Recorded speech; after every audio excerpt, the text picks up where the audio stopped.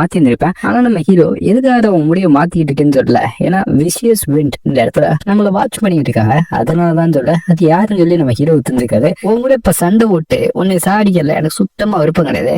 இன்னும் கொஞ்சம் ஃபன்னா இருந்திருக்கும். நீ மட்டும் நார்த் அண்ட் சவுத் அலையன்ஸோட சேர்ந்தவனா இருந்தா சரி உன் பேர் என்னன்னு சொல்லி இந்த இடத்துல கிளம்ப முடிவு பண்ணிப்பேன். நம்ம ஹீரோட்ட போறதுக்கு முன்னாடி பேரையும் கேட்டுப்பேன். நம்ம ஹீரோ ரயான் அப்படின்ற மாதிரி சொல்லியிருந்திருப்பேன்.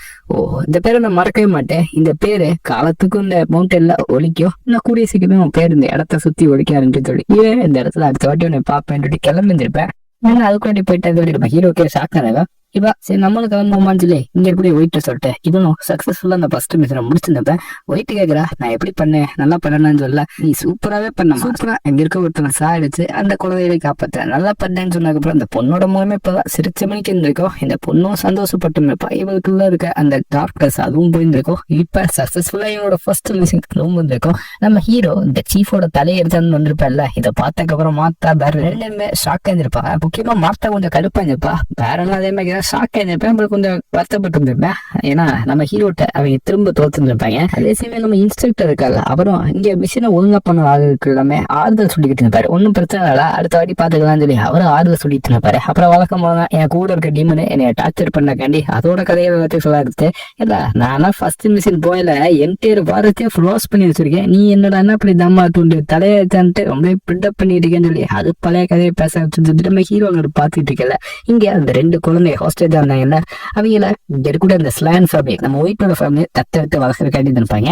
அவங்க அரெஸ்ட் பண்ணி சொல்லியிருப்பாங்க. அப்புறம் நம்ம பேட்டியாச்சு இங்க நம்ம ஹீரோ வீர தீர சாகச செஞ்சவால கூடவே அந்த ஒயிட் பொண்ணு இருந்தால ரெண்டு பேருக்குமே பிரான்ஸ் மெடலா கொடுத்துருப்பாரு. அன்பளிப்பா அவரும் கொடுத்துருப்பாரு. அப்புறம் தான் நம்ம ஹீரோக்கு ஒரு சர்ப்ரைஸ். அவன் எடுத்துட்டு வந்தாலும் அந்த 2 டோன் ஃபிளவர் அந்த 2 டோன் ஃபிளவரை நீயே வச்சுக்கப்பா அது உனக்கு கிடைச்ச லூட்டு. அது உண்மையிலே ஒரு ரேரான மெடிக்கல் ஹெல்ப். அந்த மெடிக்கல் ஹெல்ப்பை நீயே வச்சுக்க இந்த மாதிரி அவர் கொடுத்துருப்பாரு. நம்ம ஹீரோ எல்லாமே நல்லா போயிட்டு இருக்கேன்னு இது வரைக்கும் நடந்த எல்லாத்தையும் யோசிச்சு பார்த்துக்கல. இப்பதான் திரும்ப வீட்டுக்கு வந்தா அந்த டோரினை அவன் வீட்டுல இருந்தேன். டேய் நீ என்னடா இங்க பண்ணிக்கிட்டு இருக்க? அட உங்க வீட்டுக்கு வந்தேன். அப்புறம் உங்க அம்மா நடந்த விஷயம் எல்லாத்தையும் கேட்டாங்க. மிஷினை பத்தி கேட்டாங்க. அதான் சொல்லிட்டேன்ப்பா அப்படின்னு எல்லாத்தையும் சொல்லிட்டியாடா? ஆமா எல்லாத்தையும் சொல்லிட்டேன். நீ பண்ண வீரதீர சாதத்தை தான் சொன்னேன். அதுக்கப்புறம் உன் கதையை கேட்டு எனக்கே டச்சிங்கா போச்சுப்பான்னு சொல்லி இவனை கண்ணு வைப்பேன். அட பாவி என்னடா பண்ணி வச்சது சொல்ல இவனோட அம்மா அப்புறம் மைடி எல்லாமே ஷாக்கா இருந்துப்பாங்க. ஏன்னா நம்ம ஹீரோ கொலவன்ட்டு வந்துருப்பேன். இப்பெல்லாம் பண்ணணும்னு தெரிஞ்சா அவங்க என்ன நடப்பாங்கன்னு சொல்ல அவங்க கட்டி பிடிச்சு நல்லா பண்ணப்பான்னு இருப்பாங்க. என்னது அப்படின்னு சொல்லி இவனே ஒரு செகண்ட் உடனே வந்துருப்பேன். நீ என்ன நான் உன்னை கத்துவேன்னு நினைச்சுக்கிட்டியா? இல்ல நீங்க தான் எப்பவுமே என்னை கேர்ஃபுல்லா இருக்க சொல்லுவீங்கன்னு சொல்ல. ஆமா கேர்ஃபுல்லா தான் இருக்க சொல்லுவேன். ஆனா நம்ம ஜெய்கல் ஃபேமிலியை பொறுத்த வரைக்கும் இந்த ஃபர்ஸ்ட் பேட்டி இருந்தால அவரை வீக்கான அவங்கள ப்ரொடக்ட் பண்ணக்காக முத கத்தி எடுத்தாரு. நீ கத்தி எடுத்ததுக்கு ஒரு காரணம் இருக்கு. மத்தவங்கள தேவையில்லாம கொள்றதுக்கு நீ கத்தி எடுக்கல. மத்தவங்க உயிரை காப்பாதுக்காண்டி கத்தி எடுத்து மத்தவங்க கஷ்டத்தை துடைக்கிறதுக்காண்டி உன்னோட கத்தி உதவிட்டு இருக்கு. அதனால நான் எதுக்கு உன்னை கத்த போறேன். நீ வீக்கா இருக்கவங்க ப்ரொடக்ட் பண்றதுக்காக தான் கத்தி இருக்கேன்னு சொல்லி அவங்களும் ஸ்வாட்மேனா தான் முடிவு பண்ணிருப்பாங்க. அப்புறம் தான் அந்த மாதிரி சூழ்நிலை ஏற்பட்டு போச்சு. நீ ஹாஸ்டேஜ்ல காப்பாத்துனா எனக்கு ரொம்ப சந்தோஷமா இருக்கு. எனக்கு உண்மையில ப்ரௌடா இருக்குன்னு சொல்லி அவங்க பாராட்டிருப்பாங்க. மீட்டெல்லாம் ரொம்ப சந்தோஷப்பட்டிருப்பாங்க. இந்த ஸ்டோரியை நான் ஊரு ஃபுல்லா சொல்ல போறேன்னு சொல்லி அவங்களாம் சந்தோஷப்பட்டு இருக்கல. நம்ம ஹீரோவா நீ நல்லா வளர்ந்துட்டடா பெரிய ஆயிட்டடா அப்படின்னு மாதிரி சொல்லிப்பாங்க. நம்ம ஹீரோ எல்லாத்துக்கும் நான் அந்த டோரி நீ எங்கடான்னு சொல்லி திரும்பி பாத்துவேன். ஆமா 8 மாசம் கழிச்சு எட்டிப்பாரு. அவன் போய் 6 மாசம் ஆச்சுடா கிறுக்கு சொல்லியிருந்திருக்கோம். எல்லாமே நல்லபடியா போயிருந்துக்கும். அதே சமயம் நம்ம போயிட்டு அவ்வளோ நம்ம ஹீரோவை பார்த்தோம்னா கண்டிப்பா அவனுக்கு திரும்ப தேங்க்ஸ் சொல்லலாம். நான் இனிமே ஷேடோஸ்ல மறந்துருக்க மாட்டேன்.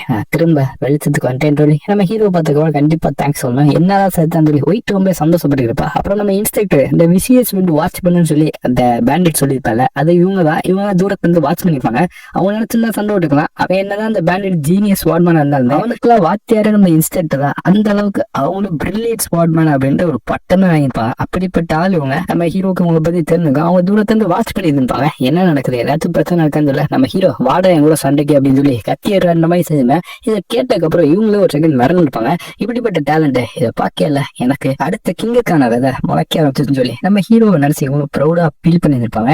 அப்படியே இப்ப ராபர்ட் ஃபேமிலி இருக்கக்கூடிய அந்த மெயின் ரெசிடென்ஸ் பில்டிங் தான் காட்டாங்க.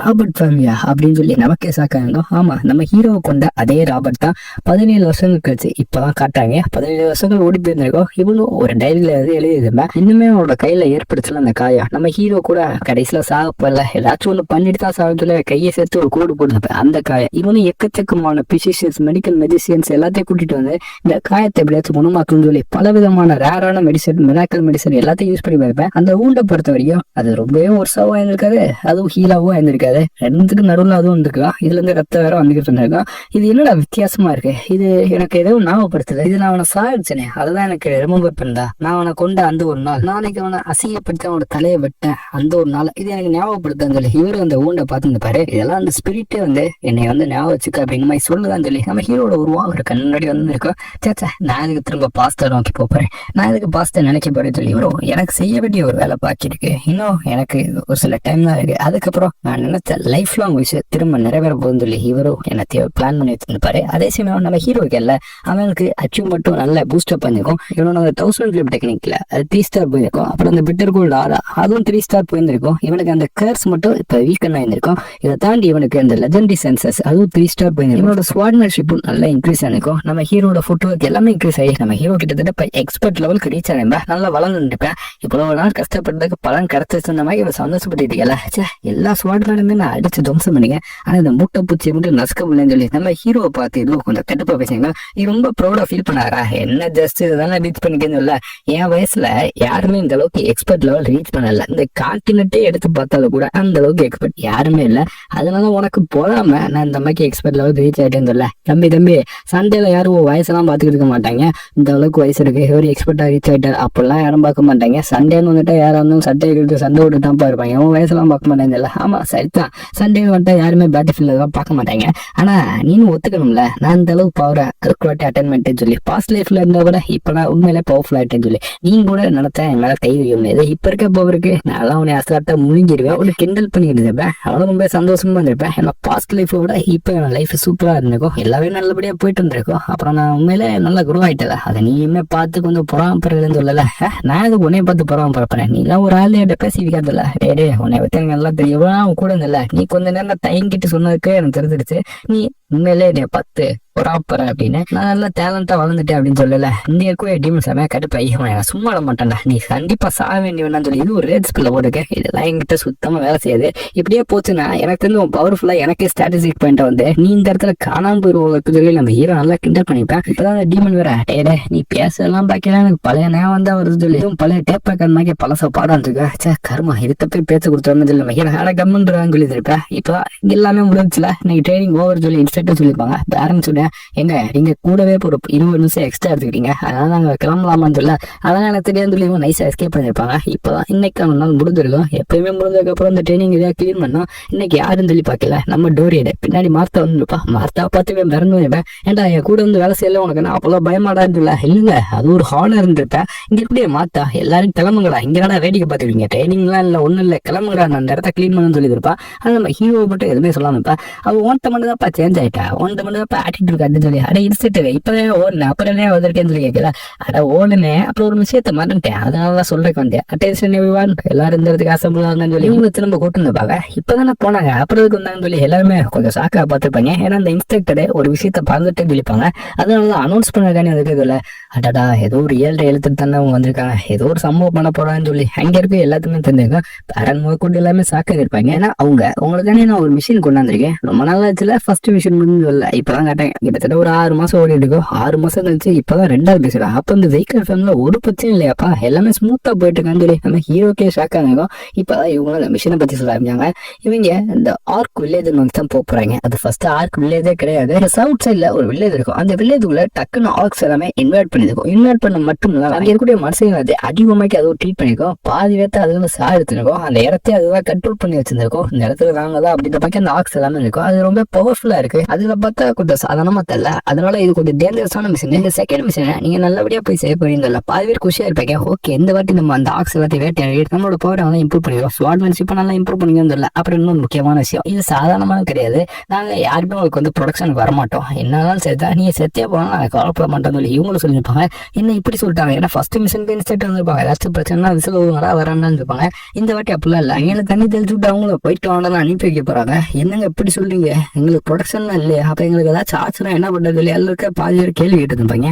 உங்களுக்கு ஏதோ ஆச்சுன்னா அதை நீங்க தானே பாத்துக்கணும், செத்தாலும் நீங்க தானே பாத்துக்கணும். இந்த ஒரு விஷயம் உங்களுக்கு நான் எதுக்காக கொடுக்கலாம், உங்களோட லீடர்ஷிப் கெப்பாசிட்டி. ஏதாச்சும் பிரச்சனை அப்படின்னா உங்க சுய புத்தியை யூஸ் பண்ணி இந்த இடத்துல நம்ம போலாமா வேணாமா, இந்த இடத்துல எக்கச்சக்கமாக இருக்காங்க, நம்ம போய் கத்தி எழுதி தூக்குவேன், நம்ம கழுத்தாமட்டில் எடுத்து நம்ம லாக் அவுட் பண்ணலாம் எல்லாம் மாட்டாங்களா, இதெல்லாம் தாண்டி நம்ம அவங்கள தோக்கடிக்க முடியுமா முடியாதா, எல்லாத்தையும் நீங்க யோசிச்சு அதுக்கப்புறம் சண்டை ஓட போகணும். சிச்சுவேஷனை பொறுத்து தான் நீ சண்டை போடணும். இந்த லீடர்ஷிப் குவாலிட்டிக்கான அவங்க எல்லாத்தையும் தனியாக அனுப்புறேன். நீங்க ஒற்றுமையா இருந்து நீங்க என்ன வேணா பண்ணிக்கோங்க. நீங்க தான் அந்த மிஷனுக்கு லீடர்ஸ் மாதிரி நீங்களே போய்க்கோங்க அப்படின்னு மாதிரி இவங்க சொல்லிப்பாங்க. அப்ப நாங்க தப்பிச்சு ஓடி வந்தா ஒரு பிரச்சனை இல்லையான்னு சொல்லி டோரியனை எப்ப பாரு இதே ஓடுறது பயப்படுறதுன்னு சொல்லி நெகட்டிவாவே இருப்பேன். இந்த பழத்தை எங்க இருக்கோங்களா, நீ ஒருவேளை ஒரு 5 டீமன்ஸ்ல ஒரு டீமனை பார்த்தேன்னா தப்பிச்சு வரல எந்த விஷயம் கிடையாது. ஏன்னா டீமன்ஸ்ல இருந்து நீ தப்பிக்கிறேன்னா நீ ஒரு பெரிய ஆள் சொல்லி எல்லாமே பாராட்டம் இல்லை. இதை தப்பா புரிஞ்சுக்கிட்ட அந்த டோரியனை. அப்ப நம்ம ஏதாச்சும் பிரச்சனை டாக்குன்னு வந்து எஸ் ஆயிரும் சொல்லிப்பேன். அதை கிறுக்கு பயில உன் டீமன்ஸை பார்த்தா தப்பிச்சு வரல பெரிய விஷயம் இருக்கு. இந்த பையன் அயன்பாட்டுக்கு உன புரிஞ்சுப்பேன். இப்பதான் ஓகே எல்லாமே செட் ஆயிடுச்சுன்னு இருக்கேன். இன்னும் 2 நாள்ல நீங்க இந்த இடத்துல இருந்து கிளம்ப போறீங்க, மிஷனுக்கே போயிட்டு வாங்க அப்படின்னு மாதிரி அவங்க சொல்லியிருப்பாங்க. 2 நாள்ல எப்படி கிளம்புறது வாய்ப்பே இல்லை, இதுக்கெல்லாம் சாத்தியமே இல்லைன்னு சொல்லி ஸ்டூடெண்ட்ஸ் எல்லாமே கத்த ஆரம்பிச்சிருப்பாங்க.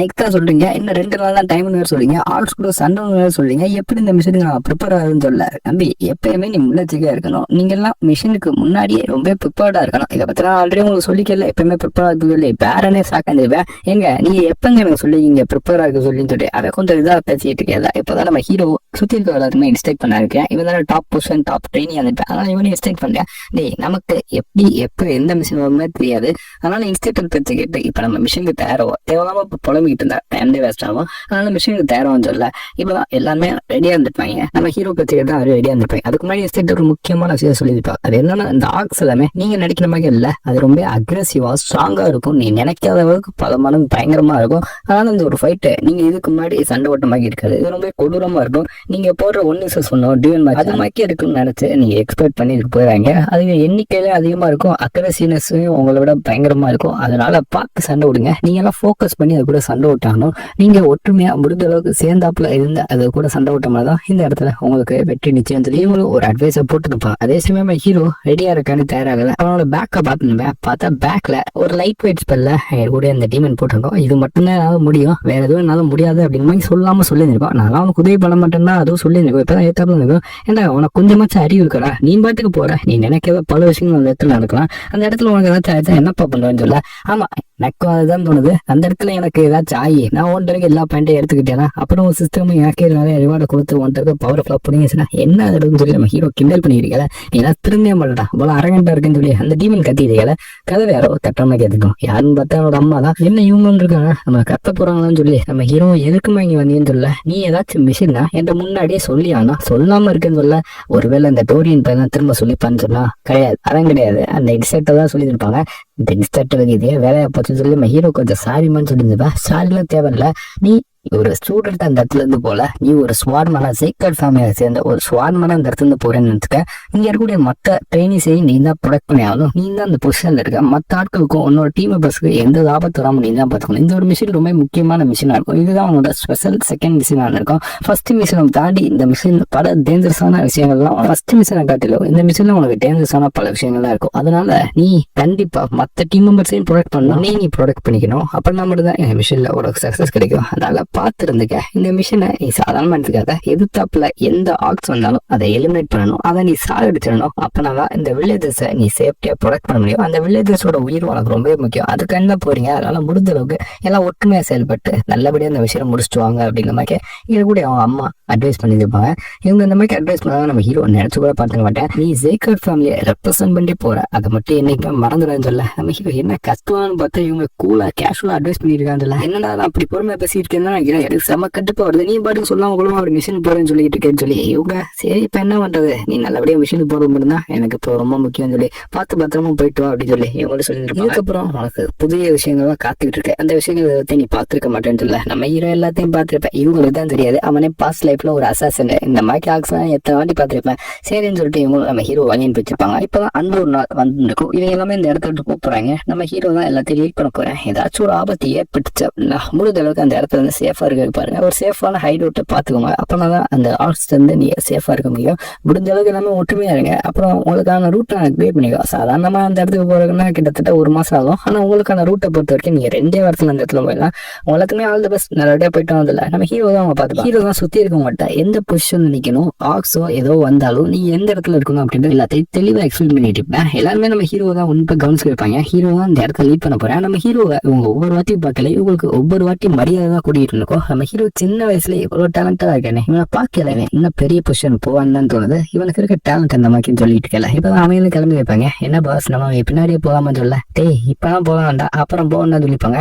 ஆனா நம்ம இப்ப போகலாம், அவன் தான் ரொம்ப தூரம் போயிட்டாங்க, நம்ம இப்ப போனோம்னா அவங்களுக்கு தெரியாதுல்ல. டேய் அவன் கூட்டத்துல ஷார்ப்பான சென்சஸ் இருக்கக்கூடிய ஒருத்தர் இருக்கேன், நம்ம ஹீரோ தான் சொல்லிப்பாங்க.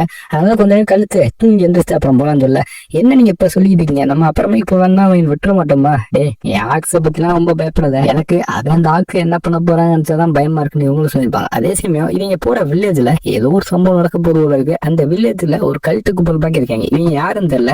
இந்த இன்ஃபர்மேஷன் கரெக்டா தான் சொல்லிப்பாங்க. கரெக்டா பாஸ், இந்த இன்ஃபர்மேஷன் தான் பக்காவான இன்ஃபர்மேஷன் இல்ல. அப்படியா எல்லாருமே இந்த இடத்த சுத்தி போங்க. இந்த இடத்துல யாரு உங்க வழியில குறுக்கணும் எனக்கு கொண்டுங்கன்னு சொல்லி இங்க ஒரு லீடர் சொல்லிக்கலாம். இவங்க யாரு என்னன்னே தெரியல. இதோட இந்த எபிசோட் முடியாது. இந்த எபிசோட் முடியல. இதுதான் சீசன் 1 எண்டிங்கா இருக்கும். சீசன் 2 நாளைல இருந்து ஸ்டார்ட் ஆயிரும். ஸோ மறக்காம இந்த வீடியோக்கு ஒரு லைக் போட்டு சேனலை சப்ஸ்கிரைப் பண்ணலாம். பாத்தீங்கன்னா சப்ஸ்கிரைப் பண்ணிட்டீங்கன்னா இதே மாதிரி எல்லா ப்ரோடக்ட்ஸ்லாம் வரும். மறக்காம சப்ஸ்கிரைப் பண்ணி லைக் போட்டுன்னு see you next video.